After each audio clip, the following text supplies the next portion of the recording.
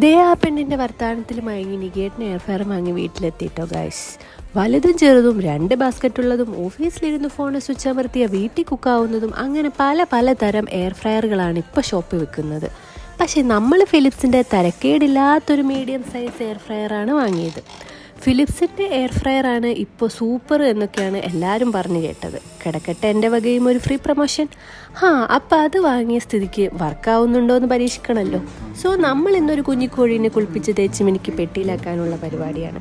കയ്യിലെ rose nail polish മഞ്ഞ stain പിടിക്കണ്ടെന്ന് വിചാരിച്ച് ഞാൻ ഈ തേപ്പിക്കുന്ന പരിപാടി നൈസായിട്ട് അങ്ങോട്ട് എനിക്ക് കേട്ടിനെ ഏൽപ്പിച്ച് ഇത് ഉള്ളിൽ വെച്ചൊരു സ്വിച്ച് അമർത്തി ഒന്ന് കുളിച്ചിട്ട് വന്നപ്പോഴേക്കും കോഴി ഇതാ റെഡി മോനെ.